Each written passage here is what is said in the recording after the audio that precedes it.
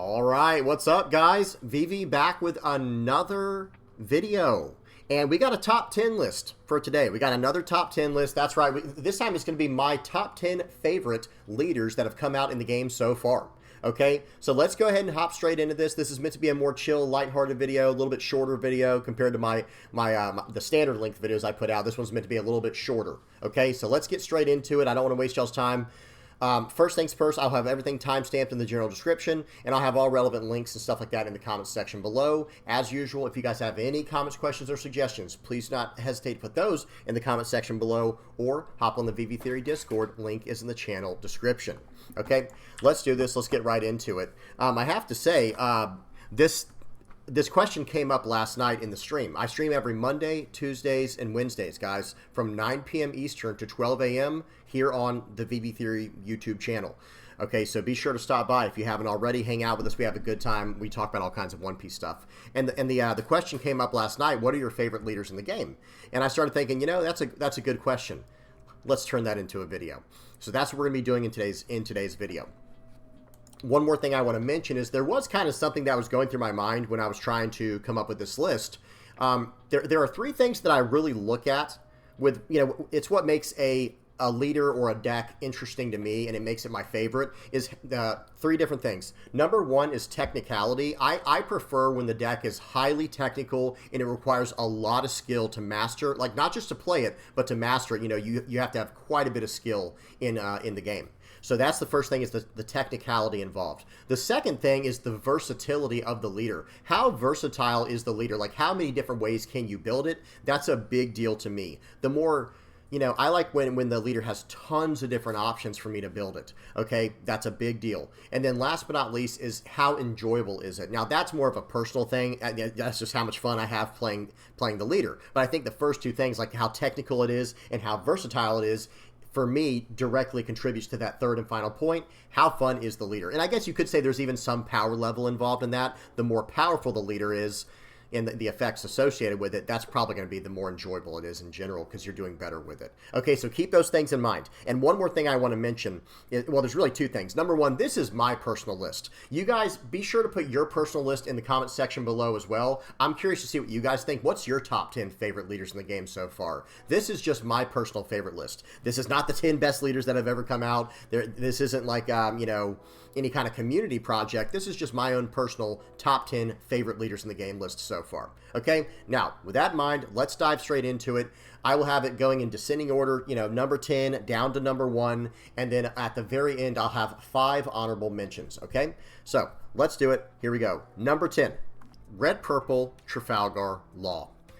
This leader was so fun, so enjoyable that it eventually got banned, right? This leader was very powerful, is very strong, but it was also, even though I will say this, I'm going to have more than one leader in this slideshow here. Spoiler, I'm going to have more than one leader that has already been banned, right? Because let me say this, just because the leader was banned doesn't mean it wasn't a fun leader to play. Hopefully that makes sense. And in the case of Red Purple Trafalgar Law, you're dealing with an extremely technical deck. You're using cards from hand to manipulate the power of your opponent's board. You're returning Dawn back to from your field to cheat out characters on your side of the board. This leader was doing so much. Red and purple's a pretty cool color combination. Like I said, purple has the Dawn manipulation, red has the power manipulation, and this leader really took the best of both worlds, and it was doing really 2 effects in one every time it did the leader effect.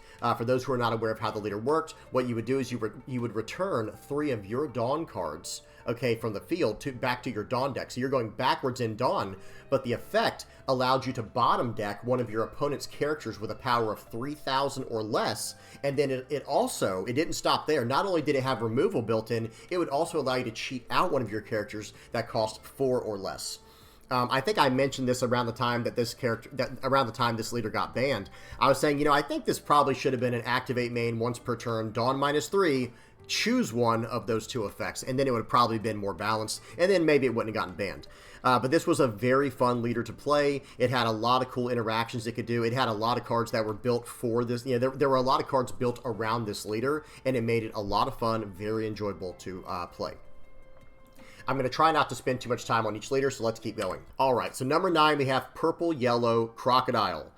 This leader, it's not so much their leader effect that I love so much. It was actually a card that was printed kind of for this leader, and some cards that you could build around it.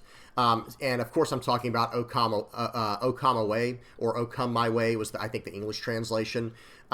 There was a card that was printed that really is, it's basically locked to Baroque Works leaders. And I think there's one or two other leaders that can run the card, but it gets the most value, at least from my experience, with this leader. O Come My Way is a redirect, and again, it is locked to Baroque Works leaders. So it's not just, it's a purple card, but not any purple deck can run it. Your leader has to have the type Baroque Works like this leader has.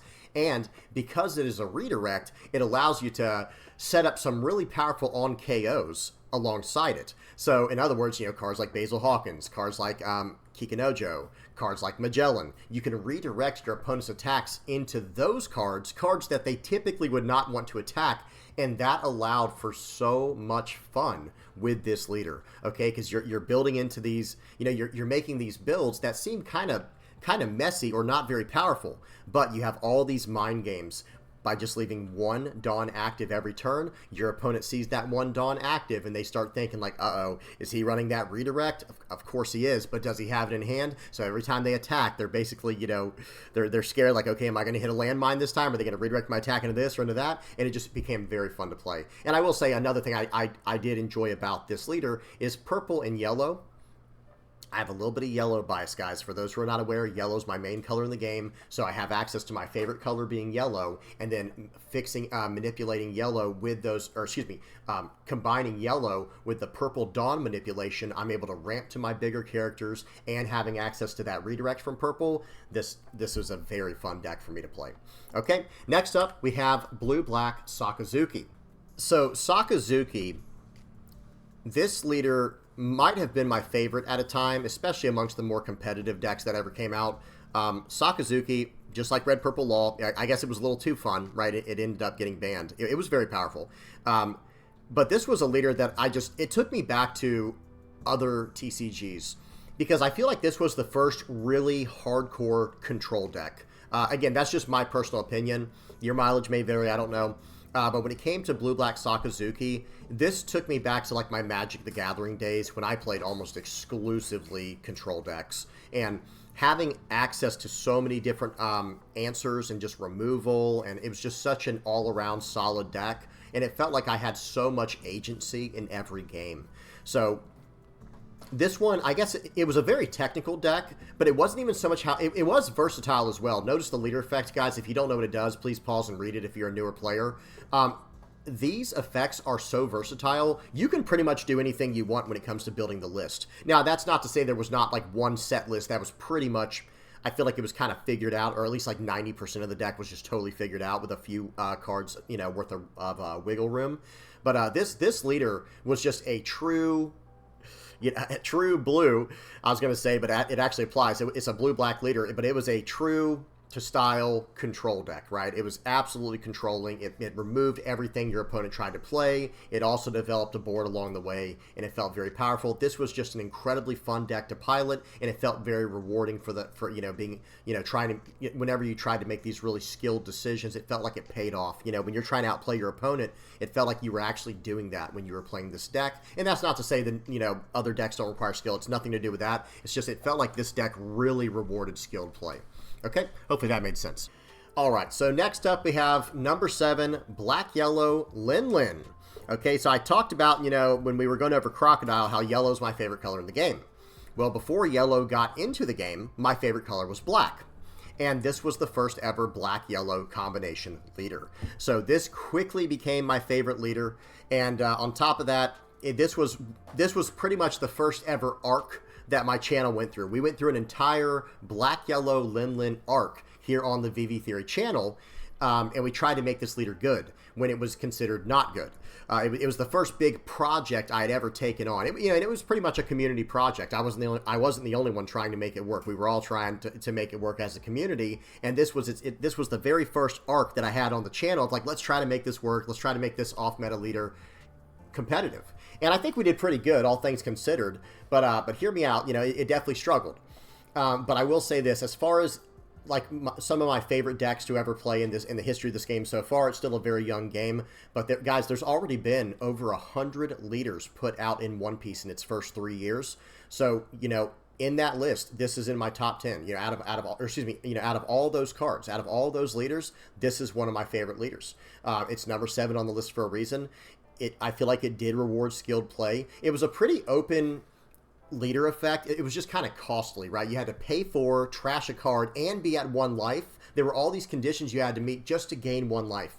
And I think as you see as we go down the list, you're going to start seeing how power creep affected yellow in particular. Like, I feel like it especially, you know, it affected the whole game, but yellow leaders started really upping their game, right? They started getting much more powerful as time went on, but this still was one of the original black-yellow, or this was the original black-yellow leader in the game. And I believe, if I'm not mistaken, I can't remember exactly, but I think this was the first ever leader we saw that could actually gain life in the leader effect. Like, the actual leader effect could gain you life. So that was really cool to mess around with, and it's really what it's kind of, it's my favorite thing in the game, guys. It's basically my favorite mechanic in the game is gaining life. So this started something here on the channel for sure. Great leader. I know some people might be a little disappointed, like, wait, why is it all the way down to number 7 if you know, because this was originally my favorite leader in the game before I moved over to another leader we'll talk about later. But before I moved on to the next one, you know, this was my favorite leader in the game. But the truth of the matter is, guys, the game has changed. Stronger cards have come out, stronger effects and things like that. So that's kind of the story behind that. All right, so that's number 7, Black Yellow Linlin. Very, very fond of this leader. Big fan. Have a lot of good memories piloting this deck. Okay, so next up we have Purple Yellow Nico Robin. Another Purple Yellow leader, by the way. Right? We had a Purple Yellow Croc, and now we have Robin. Now, I will say they're kind of swapped around this time as far as like what I like about it. With this leader, I specifically love the leader's effects on here, which we'll talk about in a minute. Whereas with Croc, I liked more or less the type he had so that I could do all these crazy tricks with the O Come My Way card. It just made it basically, you practically build that deck. I might as well put the card there, O Come My Way, because it really is just a purple-yellow O Come My Way deck or O Come My Way deck where I can just redirect all these attacks. But with Nico Robin, it's very different.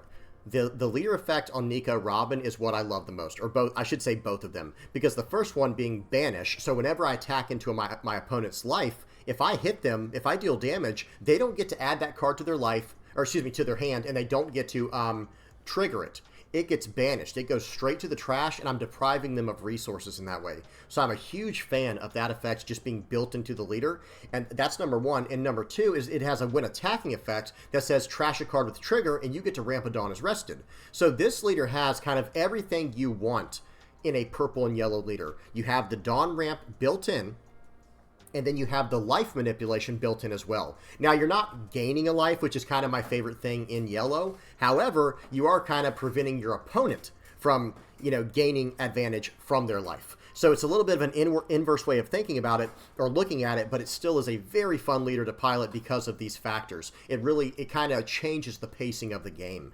And being yellow, having access to the life gain, that also can really change things, like I said, over the course of the game. One more thing I want to mention too is this is a purple Straw Hat Crew leader. Why is that relevant?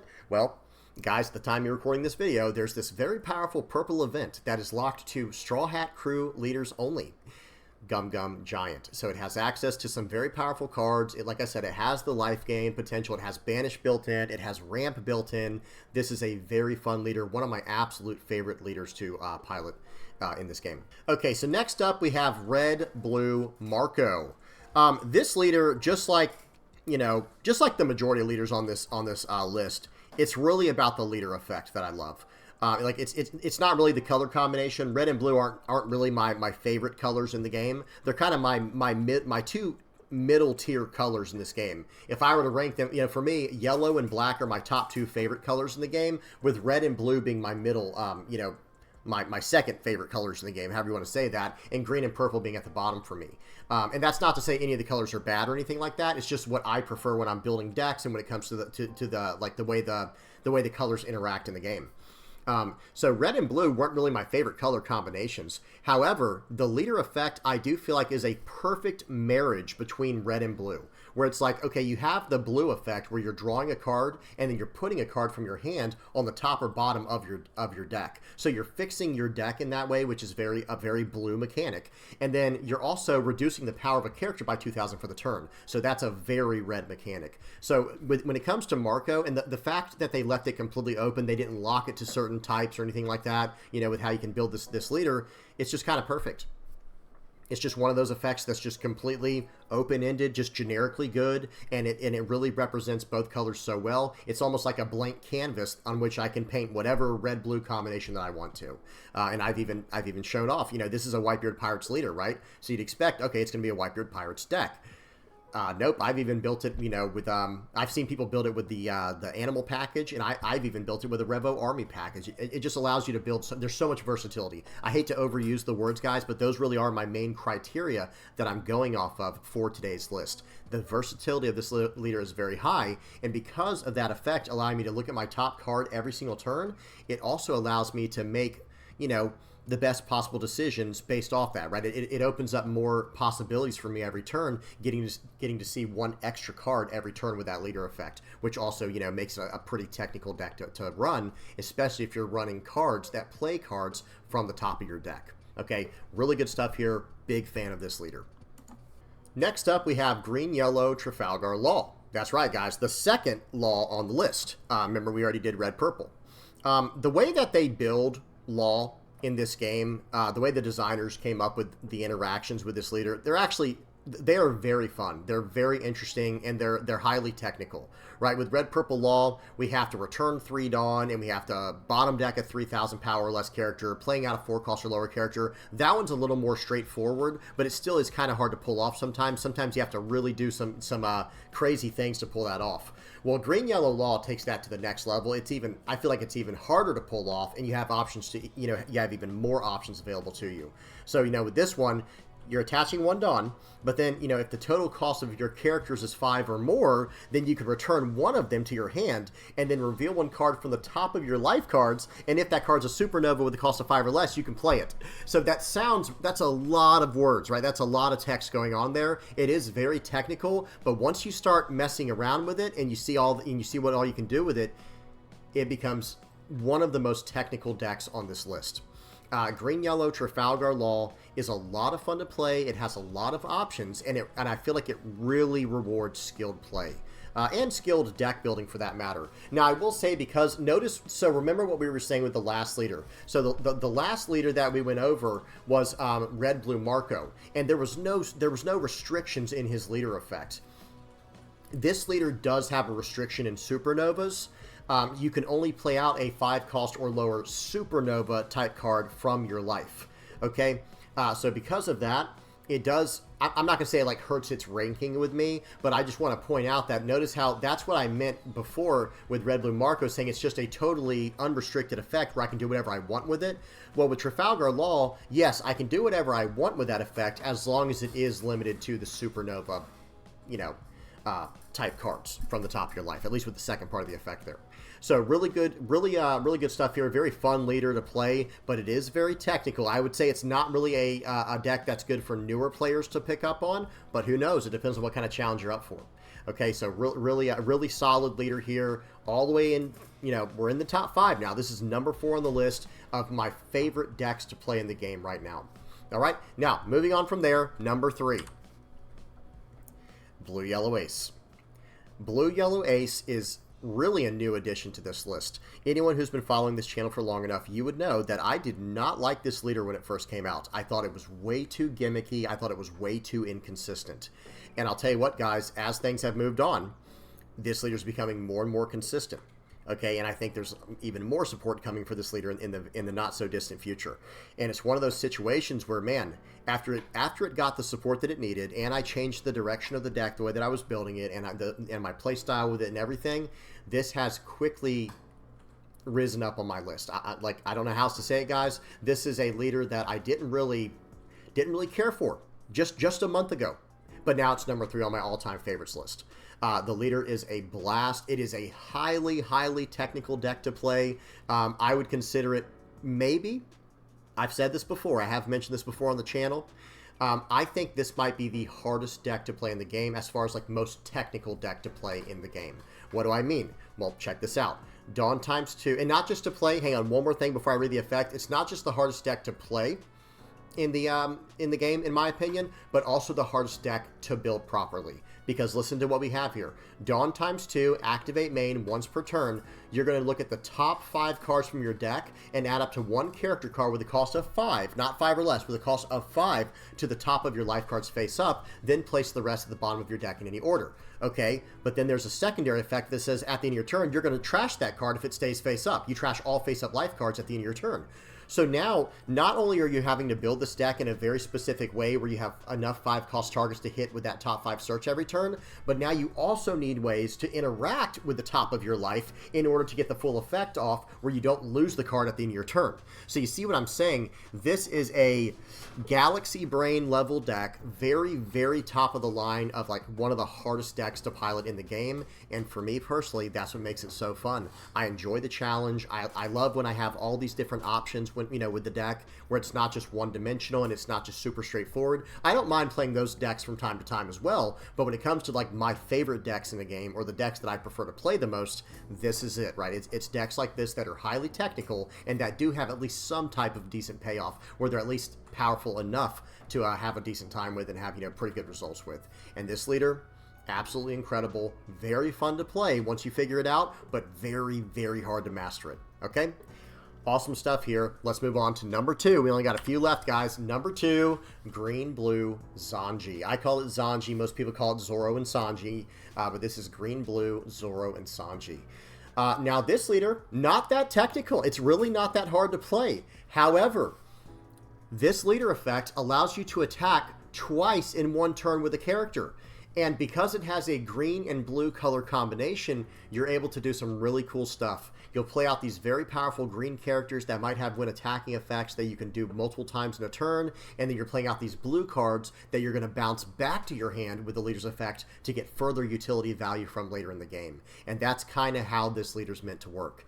Now, I will say at the time of recording this video, it did lose a card that I was using in this leader here, you know, in this deck. I was using this card. It was a 4-cost card called Jinbei, a character that cheats out another character. Well, imagine how that was working in this deck. You attack in for the turn, and then when you attack in with this leader, you pull back the Jinbei to stand up one of your other characters that can attack again now, and then you play out the Jinbei again to cheat out another character. That was one of the many powerful combinations you could do with this leader. So it's not like it's an easy deck to pilot properly, because there are some stipulations in here. You can only pull back a character with a cost of 2 or more, and you can only stand a character with a power of 7,000 or less. So there were some things that would kind of make you think for a minute, like, wait, can I do this? How can I build this deck? And how can I do this, that, and the other? There were things that did make you think when building this list and playing it. But overall, I would consider this one of the least technical decks to play on this list. Maybe not the least, but one of the lesser ones on this top 10 list. But just being able to bounce things around, you know, bounce your own cards back to your hand to get further value from them, and then, you know, being able to attack multiple times in one turn, really good stuff there. And I didn't really mention this. I know I already mentioned blue having access to the, you know, top of deck shenanigans, you know, the top of deck utility. They really just have a lot of card draw and hand fixing utility. That's kind of blue's thing. It does have other effects too, like bouncing and, you know, removal based stuff, but that's, you know, that's what blue does. Green is really about orientation in this game. Like, are your characters active, or are you standing them up? Are you keeping characters locked down? Things like that. It's all about manipulating the way the character is. So in this case, we're returning a character back. That's the blue effect, right? And then we're standing a character up. That's the green part of the effect. So I really love the way they made this leader, and it's so fun to play. I've had countless good times piloting this leader. I, you know, highly recommend it to anyone getting into the game, because this is a fun leader and it's not too technical for newer players to figure out. Really good stuff here. Now, last but not least, number 1. Who's going to guess what number 1 is? Who can guess what number 1 is? That's right, guys. Zoro. No, I'm just kidding. Red, Yellow, Sabo. You guys knew it was going to be Red, Yellow, Sabo. But no, we got this leader. This is the second arc on the VV Theory channel. I mentioned Black Yellow Linlen. That was the first ever like arc we went on with the channel where we had an entire era there where we were trying to make Black Yellow Linlen work. Then, once things kind of moved on, Black Yellow Linlen got left in the dust, unfortunately. The game power crept right past her. And then Red Yellow Sabo came into my radar. And it was like, wait a minute. This is my new favorite leader. And I have a lot of videos on this leader. I will have those linked in the comment section below if you want to check it out. This is my favorite leader. This leader basically makes my favorite deck across any TCG I've ever played. It's not one specific deck, but let me just say it like this. I enjoy playing this leader and certain decks along with it more than I've enjoyed playing any other deck in any other card game. It's just so much fun to play because let me explain it like this. Remember what we were talking about. My criteria is how technical is the leader to pilot so that it can reward the highest level of skill. This leader is highly technical, extremely technical to play because you're losing characters on the board in order to gain life, to buff other characters on the board. So there's the two effects right there, right? The yellow, we're gaining life from characters on the board, and then we're buffing characters until the start of our next turn. That's the red part of the leader's effect, right? So it's a highly technical deck to play properly. Tons of different play lines, tons of different sequencing things you can pull off. And then as far as versatility goes, this is basically one of the most versatile leaders in the game. I'm not going to say it's the most versatile. That would probably even be like the red-blue Marco we just looked at, right? Because for one Dawn, we can just always look at our top life card, or top card of our deck and move it around from there, and then we give the 2,000 power debuff. There's no restriction at all. Whereas Sabo says you can add a character that with a cost of 3 or more and 7,000 power or more to the top of your life cards to buff a character on the board. So there are a few things we have to build around, like 3 cost and higher characters, and then buffing them to 7,000 power so we can get the effect off. So it's not the most versatile leader effect, but it is still highly versatile. It's versatile enough to where you can pretty much build the leader almost any way you want to. You can build a aggro deck, a mid-range deck, control deck, however you want to. Okay, and then last but not least, how enjoyable is it to play? Well, of course, this is yellow, so I already have a natural affinity to the color. I absolutely love the way the leader plays with that yellow side of it, but then also having access to the red, I think that is probably what makes this leader so versatile, is I have access to a color that has a pretty fair amount of control in yellow, and then a color that has a pretty fair amount of aggression in red. And they both have a decent mid-range game. Yellow has some cards that have, some decent mid-game, mid-range plays that have removal built in, and so does red. Yellow having access to like Nami, if I want to build a more aggressive trigger package, or even Gadatsu, if I'm trying to build more of a starve package, and red has access to just very generic removal in the form of Rayleigh, Ben Beckman, and Edward Newgate. So you have this incredible combination of cards. You have the power manipulation with red to buff your board. You have the life manipulation from yellow to gain life from your board. It just kind of does so much, and it basically creates a different kind of game every single match. Like every one of your matchups is so very different, and there are so many different things you can do with this leader's kit and the way you build it that it just allows you to have so much fun while playing the game of One Piece. So this for me is a 10 out of 10 leader. Highly recommend to anyone getting into the game. Yes, it is very technical, but it's not too technical like what we saw with Blue Yellow Ace. And it's not that anything is too technical. It's just that Blue Yellow Ace is so hard to pilot properly. It kind of gets a knock, for newer players getting into the game. It's like, I don't know if I want to recommend them that leader. It's hard to play, and it's not even necessarily the most rewarding. While Red Yellow Sabo, it's hard enough to play to be challenging, but not too hard to play where it's just ridiculous. It is versatile enough to where, you can't necessarily build it any way in the world you want to, but you pretty much can. And then it's enjoyable enough and, and powerful enough currently that you can actually see a pretty decent payoff when you're playing this deck. It does pretty well for itself. Okay, so there you go, guys. That's my top 10 list. Absolutely love every leader on here. Now we do have five honorable mentions we're going to go over here at the end. What do y'all think they're going to be? Maybe put in your guesses right now. Was there a leader you thought should be on here that I didn't mention? It might be on this next slide here. Here we go. Honorable mentions. That's right. The third law is on this list, Red, Green, Trafalgar Law. I'm going to go through these pretty quickly so we can move on. But Black, Yellow, Luffy almost made the list. It was so out of all 5 of these leaders, Black, Yellow, Luffy, and Blue, Black, Usopp were probably the closest to making it on the list and taking over the 10th spot against Red, Purple Law. But I think Red, Purple Law was a little bit funner for me to play than all of these other ones here. Just barely, though. Just barely. This is still like the top. It becomes like a top 15 list at this point, right? But Black, Yellow, Luffy, it was a very fun leader for me to play. It did end up getting almost like shadow banned in a way, since a character got taken out of the game, Gecko Moria, where this leader no longer became super playable. But who knows? We might just have to figure it out again. Maybe that's all it's going to take. We'll see what happens in the future. But Black, Yellow, Luffy, that's my 2 favorite colors in the game, and I did really enjoy playing this leader for quite some time, but it was not quite good enough to make my top 10 list. Red, Green, Trafalgar Law was another leader that I really loved playing. I liked how technical it was. I'm sorry, guys. I know I sound like a broken record, but that was a big criteria for today's games. That's what draws me to a deck, is how technical it is. Okay, Red, Green Law. It was, I think the reason that it did not take the spot over Red, Purple Law is because it had green in it, and that's kind of my least favorite color in the game. I don't mind doing the tricks with it because those can be very hard to pull off, but at the same time, it's a personal thing, I guess. I can't really explain it, but who knows? As the game moves on, maybe my color choices will as well over time.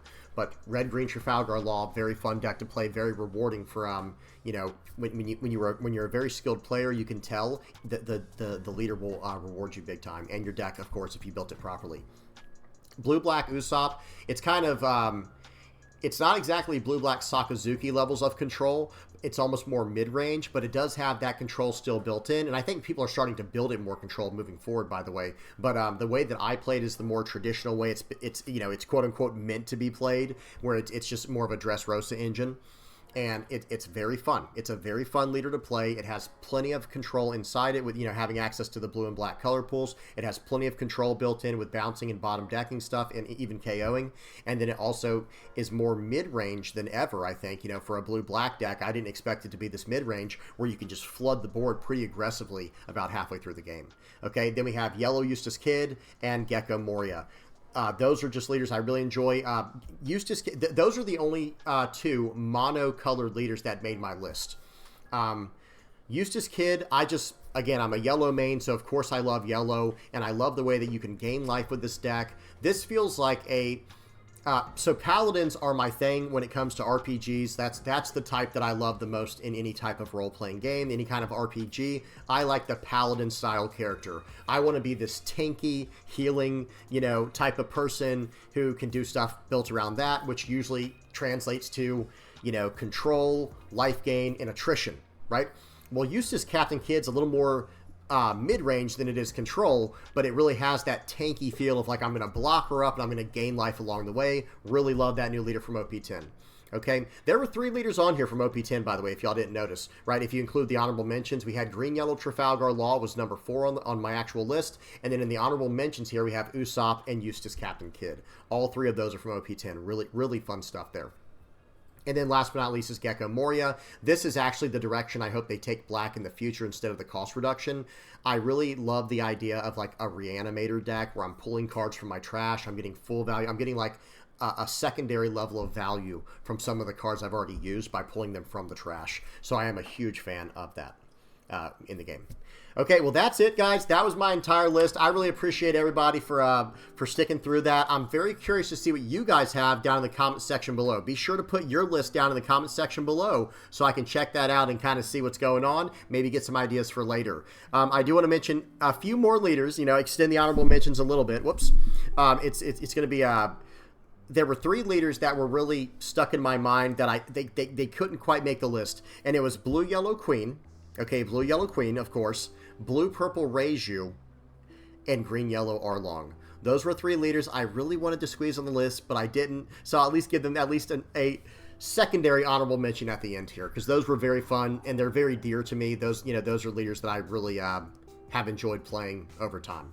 Okay, and we'll have to see what happens in OP-11 and OP-12, right? I'll probably update this list maybe every 5 sets that come out, something along those lines, or maybe every block I'll start updating it, because, you know, we'll have to see. We'll really get his name on the list. We'll koala. We'll have to see what happens over time. All right, I'm done yapping. Hope y'all enjoyed. Please don't forget to like and subscribe. Big shout out to everybody who supports the channel, guys. Whether you're liking, subscribing, sharing, commenting, viewing, whatever you're doing to help me out, I really appreciate it. Thank you guys so much. All right, till next time, guys. Y'all have a good one. Peace.